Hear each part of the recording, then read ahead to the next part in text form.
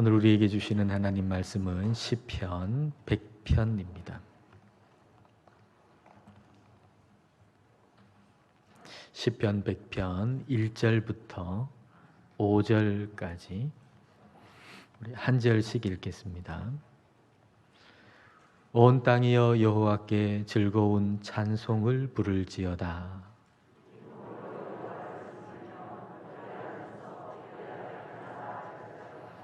여호와가 우리 하나님이신 줄 너희는 알지어다. 그는 우리를 지으신 이요 우리는 그의 것이니 그의 백성이요 그의 기르시는 양이로다.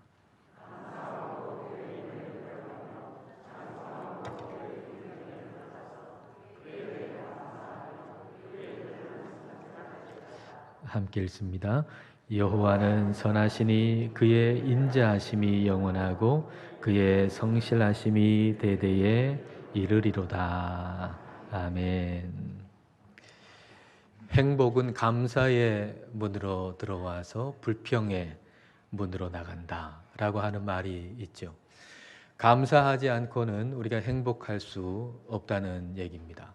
많이 감사하면 우리 많이 행복해질 수가 있습니다. 감사를 표현할 수 있는 방법은 많죠. 감사합니다. 그렇게 말로 표현할 수도 있고요. 또 글로 감사를 표현할 수도 있을 겁니다. 또 감사의 선물을 드리면서 우리의 감사를 표현할 수도 있을 겁니다. 그런데 중요한 것은 감사의 대상이 누군가라고 하는 걸 아는 것이죠. 감사의 대상이 누군지 모른다면 우리는 결코 감사할 수가 없을 겁니다. 감사하고 싶어도 감사할 수가 없는 거죠. 여러분 한번 이런 장면 생각해 보세요. 자, 이런 경우를 한번 생각해 보세요. 여러분의 집에 초인종이 울립니다. 나가보니까 택배기사 아저씨가 택배를 가지고 왔습니다. 그 택배를 받으면서 택배기사 아저씨한테 감사하다라고 말을 하고 그 택배를 받았습니다. 분명히 나한테 왔는데 누가 보냈는가 보니까 보낸 사람 이름이 없습니다. 누가 보낸지를 모르겠어요. 열어보니까 옷입니다. 그 옷을 입어봤습니다. 근데 꼭 나한테 필요했던 옷이었고 색상도 너무 마음에 들고 그리고 크기도 딱 맞습니다. 내 사이즈를 정확하게 아는, 나를 잘 아는 어떤 사람이 보낸 것이 분명합니다. 그런데 누가 보냈는지 알 수가 없습니다.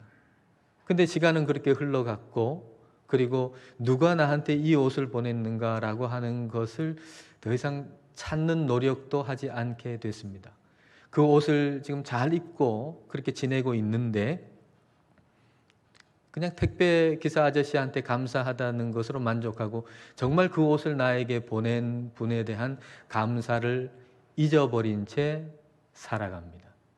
하나님을 모르는 사람이 바로 이와 같은 것이죠. 하나님은 우리에게 온갖 좋은 것을 다 주셨습니다. 부모님을 통해서 주시기도 하고 자녀들을 통해서 주시기도 하고 또 다른 어떤 사람을 통해서 주시기도 하십니다. 하나님은 여러 통로를 통해 가지고 우리에게 온갖 좋은 것을 주시는 분입니다.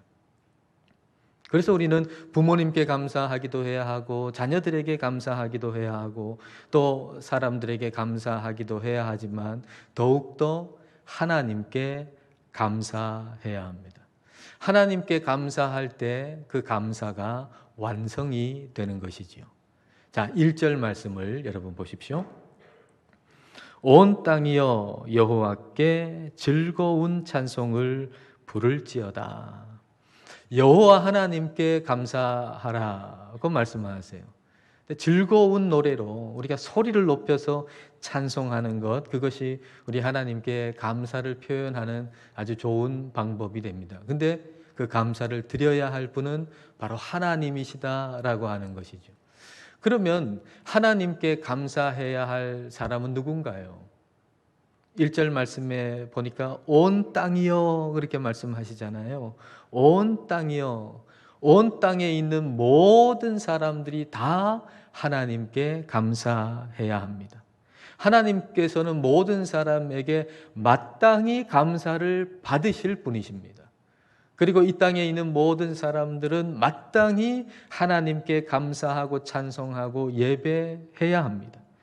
모든 사람들이 하나님께 감사한다는 거, 이건 마땅히 해야 할 일입니다.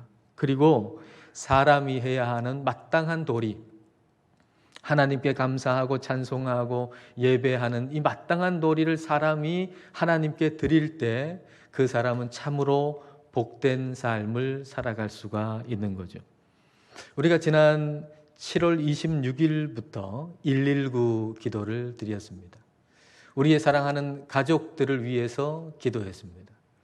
우리 사랑하는 가족들 가운데 아직 하나님을 알지 못하는 사람에게서도 하나님은 감사를 받으셔야 하고 찬송을 받으셔야 하고 예배를 받으셔야 하기 때문에 우리가 사랑하는 가족들 가운데 하나님을 알지 못하는 분들을 위해서 우리는 기도했습니다. 그리고 오늘은 119일째입니다. 지난 주간에 우리 사랑하는 두 분의 성도님의 부모님을 찾아뵙고 예배를 드렸습니다. 집으로 초대해 주셔서 그 집에 가서 함께 예배를 드렸습니다. 함께 예배를 드릴 때 그 어르신의 마음이 하나님께 열리는 모습을 볼 때 얼마나 참 기쁘고 감사했는지 모릅니다. 또 오늘 그렇게 어르신 한 분이 오셔서 또 더욱더 기쁩니다. 근데 그 어르신을 뵙기 전에는 우리 집사님을 생각하면서 그 아버지를 위해서 기도를 했어요.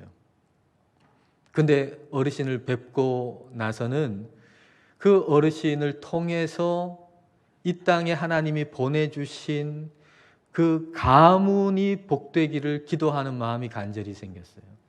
그 가문에서 제일 나이가 많으신 어르신이잖아요. 근데 그 어르신을 통해 가지고 하나님께서 이 땅에 여러 사람들을 보내주셨잖아요. 가문이죠. 그 가문을 하나님 복되게 해달라고 그런 기도하는 마음이 생겼어요. 왜냐하면 하나님께서는 그 가문의 모든 사람들에게서 감사를 받으시고 찬송을 받으시고 예배를 받으셔야 할 분이시기 때문이죠. 하나님은 모든 사람에게서 감사와 찬송과 예배를 받으셔야 할 분입니다. 하나님은 이름도 없이 우리에게 정말 많은 택배를 보내주셨어요.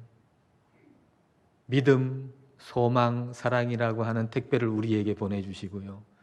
또 건강이라고 하는 택배도 보내주시고 물질이라고 하는 택배도 보내주시고 가정과 교회라고 하는 택배도 보내주셨어요. 이름 없이 보내주셨지만 하나님은 우리 눈에 보이시지 않는 분이시지만 그 많은 좋은 것들을 우리에게 보내주신 분이 바로 하나님이시라고 하는 것을 우리는 알아차려야 합니다. 그리고 하나님께 감사해야 합니다. 그 모든 것을 주신 분이 하나님이시기 때문이죠. 이렇게 하나님께서 우리에게 베푸신 은혜를 생각하면 우리 마음속에 기쁨이 생겨요. 그리고 우리 마음속에 그 기쁨, 하나님께서 주시는 은혜로 말미암은 그 기쁨은 하나님께 감사를 표현하는 아주 좋은 방법이에요. 내 마음속의 기쁨, 그게 하나님께 감사를 표현하는 아주 좋은 방법입니다. 여러분 2절 말씀을 볼까요? 기쁨으로 여호와를 섬기며 노래하면서 그의 앞에 나아갈지어다. 여기서 기쁨은 말이죠. 내가 어떠해서 기뻐한다기보다는 하나님의 어떠하심으로 인해서 기뻐한다는 거예요. 즉 이 기쁨은 하나님이 어떤 분이신지를 생각하고 하나님께 몰두할 때 오는 기쁨입니다. 여러분 우리 자신에게 몰두하면 기쁨이 안 옵니다. 여러분 나 자신에게 몰두해 보세요. 기뻐지는가? 기쁨이 없어요. 그러나 하나님께 우리가 몰두하면 우리 마음에 기쁨이 와요. 하나님께 몰두할 때 하나님이 어떤 분이신지를 생각하고 하나님을 바라보고 그리고 하나님께 몰두할 때 그때 우리 마음속에 하나님으로 인해서 기쁨이 오는 거예요. 근데 그 기쁨이 바로 하나님께 감사를 표현하는 너무너무 좋은 방법이라는 거죠. 우리가 감사합니다 이렇게 얘기 안 해도 우리 마음속에 하나님 때문에 감사하고 하나님 때문에 기뻐하는 마음이 가득하면 그 기쁨이 바로 하나님께 드리는 감사가 된다는 것입니다. 그러면 하나님은 어떤 분일까요? 하나님은 어떤 분이죠? 3절 전반절을 보겠습니다. 여호와가 우리 하나님이신 줄 너희는 알지어다. 그는, 하나님은 어떤 분이에요? 우리를 지으신 이요. 너희는 알지어다. 알아라. 그리고 하시는 말씀이 하나님이 우리를 지으신 분이다 라고 하는 거예요. 하나님이 우리를 지으신 분이라고 하는 걸 알아라 라고 하는 거죠. 하나님은 우리를 지으신 분이기 때문에 우리가 하나님을 모른다면 참된 사람이 될 수가 없어요. 하나님이 우리를 지으셨는데 우리를 지으신 하나님을 모른다면 우리가 어떻게 참된 인간이 되겠습니까? 우리를 지으신 하나님을 알 때 우리는 비로소 참된 인간이 될 수가 있는 것이죠. 참된 인간이 되려면 하나님이 누구신가를 배워야 해요. 그리고 우리는 그걸 어디서 배우죠? 성경에서 배우는 것입니다. 성경은 우리에게 하나님이 어떻다고 가르쳐 주시나요? 하나님은 모든 만물을 창조하셨어요. 하나님은 저와 여러분을 만드셨어요. 그런데 사람이 하나님을 배반합니다. 사람이 죄를 짓습니다. 그리고 사람됨을 잃어버린 거죠. 하나님은 우리를 사람으로 만드셨는데 우리가 하나님을 배반함으로 말미암아서 사람됨을 잃어버린 거예요. 사람인데 사람답지 않게 사는 거죠. 하나님께 감사할 줄 모르고 살아가는 거죠. 근데 하나님께 감사할 줄도 모르는 사람을 하나님은 여전히 사랑하시고 변함없이 사랑하셔서 우리를 위해서, 사람을 위해서 하나밖에 없는 독생자 예수님을 이 땅에 보내주셨잖아요. 그래서 우리의 모든 죄를 다 지시고 우리 예수님께서 십자가에서 죽으시고 예수님이 십자가에서 흘리신 그 피로 말미암아서 저와 여러분의 죄가 사함을 받고 우리는 하나님의 자녀가 된 겁니다.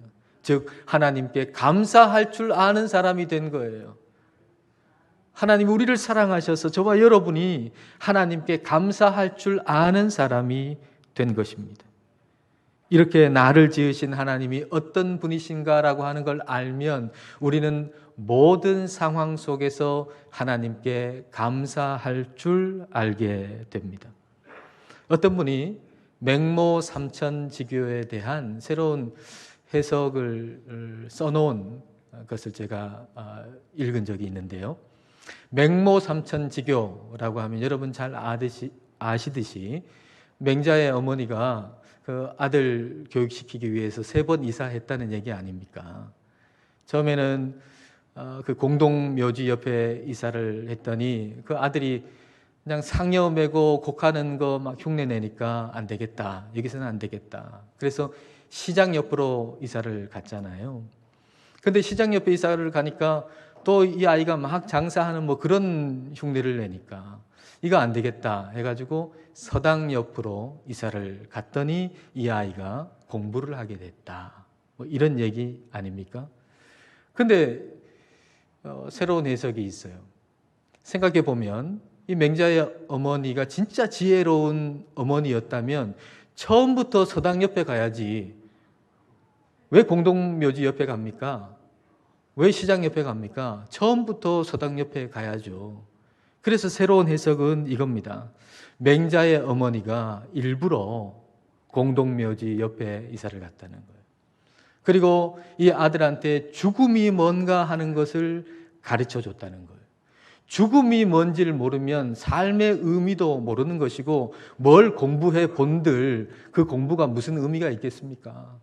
인생이라고 하는 거 다 죽는데 죽음이 뭔지를 깊이 알지 못하면 삶의 의미도 모르는 거고 삶의 의미를 모른다 그러면 뭘 공부해가지고 그 공부가 무슨 의미가 있겠어요? 그리고 그렇게 몇 년 동안 공동묘지 옆에 있으면서 죽음에 대해서 가르쳤다는 거죠. 그리고 나서 이제 시장 옆에 간 겁니다. 치열한 삶의 현장을 공부하게 한 거죠. 치열한 삶의 현장을 공부하지 않는다 그러면 뭐 공부한다고 하는 것이 추상적인 개념일 뿐이잖아요. 뭐 그런 공부해가지고 삶에 무슨 유익이 있겠습니까? 그러니까 치열한 삶의 현장을 공부하게 한 다음에 그 다음에 이제 서당 옆에 가가지고 왜 이걸 공부해야 되는지, 뭘 공부해야 되는지 제대로 알고 공부할 수 있게 했다라는 얘기죠. 그러니까 이 어머니가, 맹자의 어머니가 지혜로운 어머니예요.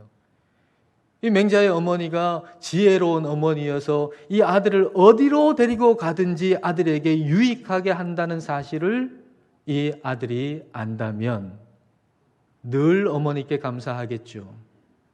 서당 옆에 데리고 갈 때도 감사한 거고, 공동묘지 옆에 살 때도 감사한 거고, 그리고 시장 옆에 살 때도 감사할 수 있는 거예요. 어머니가 어떤 분이신가라고 하는 걸 안다면. 마찬가지로 하나님을 믿는 저와 여러분도 마찬가지예요. 하나님이 어떤 분이신가라고 하는 걸 우리가 안다면, 하나님이 나를 지으셨고 하나님이 어떤 분이신가라고 하는 걸 안다면 우리는 어떤 상황에 처해 있어도 하나님께 감사할 수가 있는 것입니다. 우리 하나님은 우리를 공동묘지 같은 환경 속에 둘 때가 있어요. 정말 죽음이 가까운, 죽을 것 같은 그런 환경 속에 우리를 둘 때가 있어요. 그리고 시끌벅적한 그런 시장 바닥 같은 그런 환경 속에 우리를 둘 때도 있어요. 그리고 서당 같은 그런 환경 속에 우리를 둘 때도 있어요.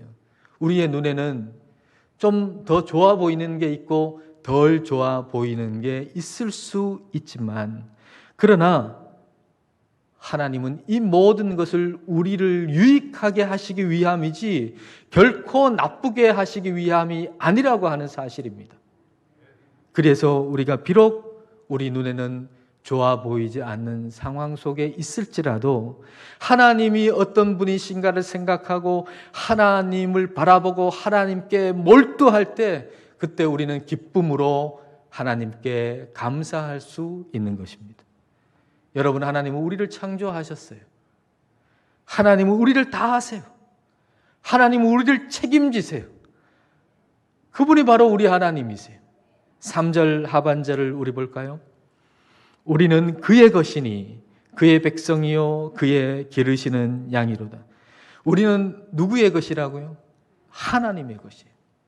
하나님 소속이에요. 여러분, 이게 얼마나 감사한 일입니까? 우리가 하나님 소속이라고 하는 게 얼마나 자랑스러운 일입니까?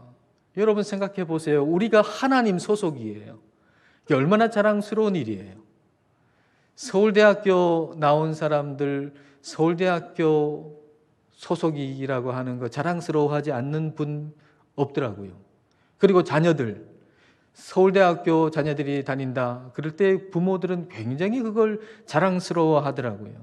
그런데 저는 그것보다 훨씬 더 우리가 하나님 소속이라고 하는 걸 자랑스러워해야 한다고 생각합니다. 우리의 자녀들이 하나님 소속이라고 하는 거, 이걸 우리는 자랑스러워해야 합니다. 지난 한 주간 새벽에 예수님께서 마태복음 5장에 팔복 말씀하신 것, 그 말씀을 가지고서 우리가 지난 한 주간 새벽 기도회 때 말씀을 나눴습니다.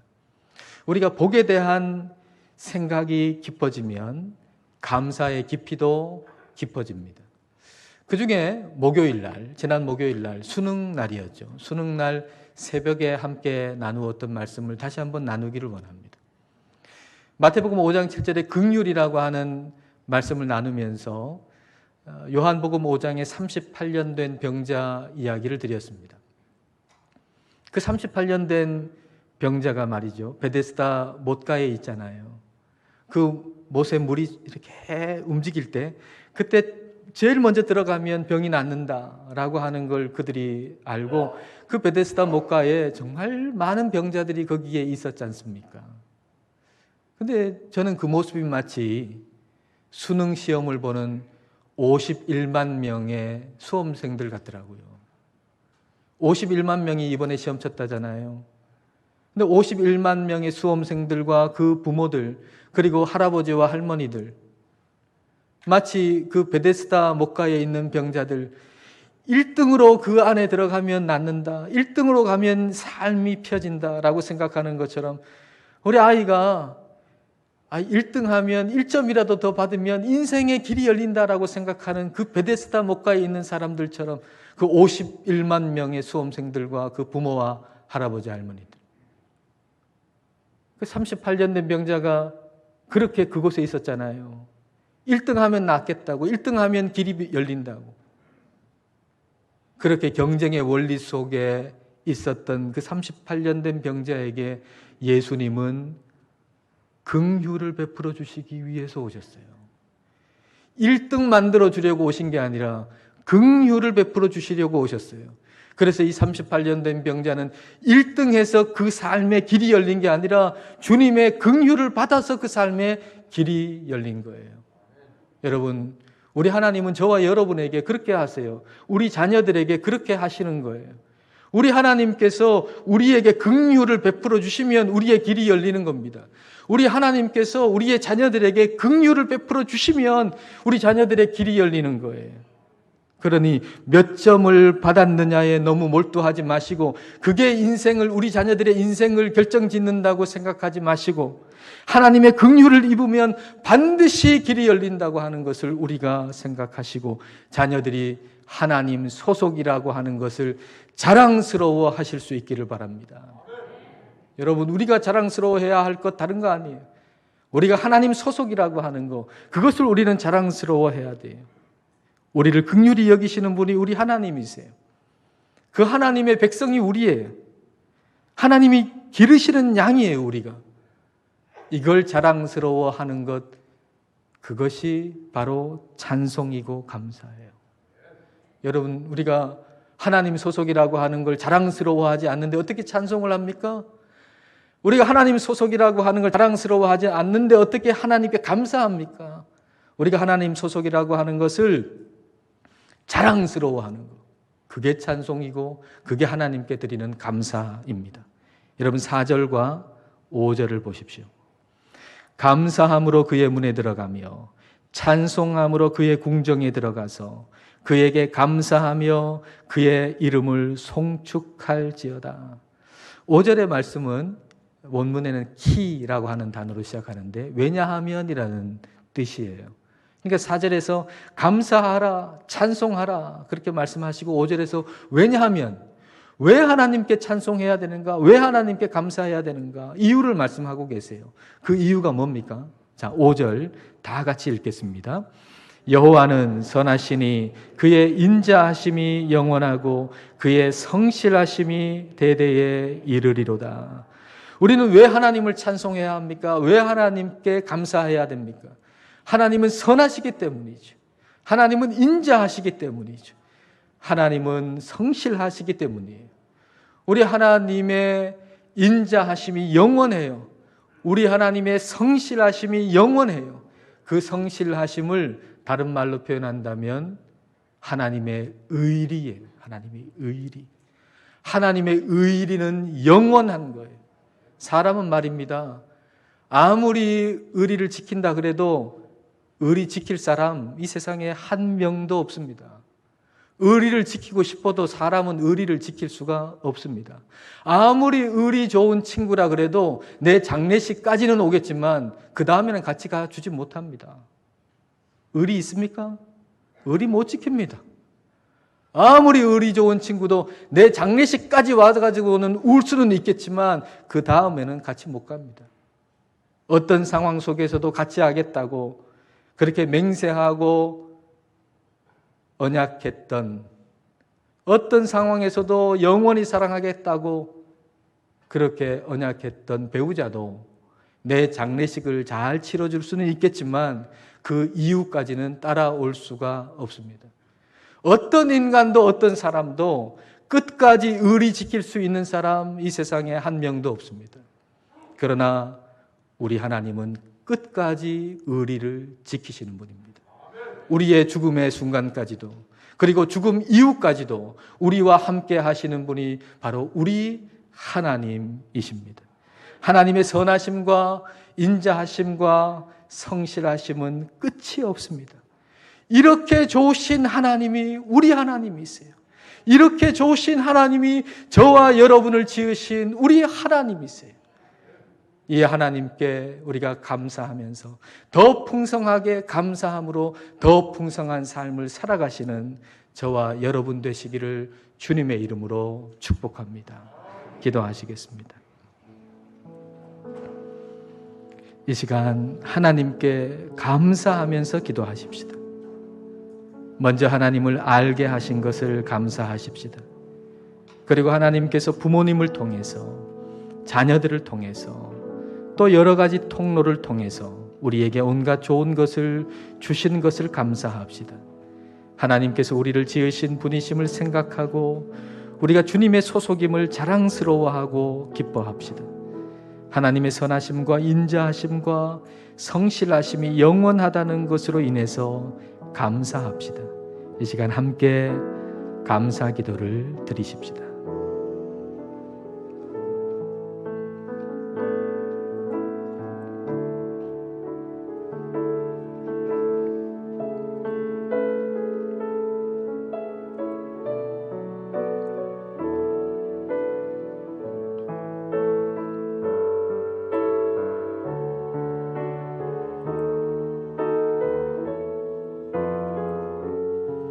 하나님 아버지, 하나님이 누구신지를 알게 하시고 우리가 누리는 모든 것이 어디서 오는 것인지를 알고 하나님께 감사할 수 있게 하심을 감사드립니다.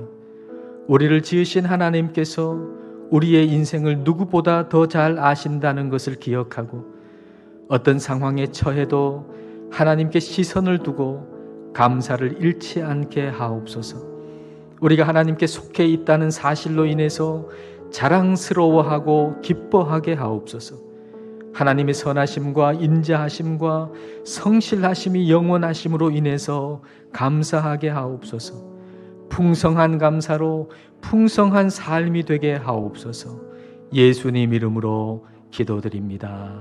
아멘.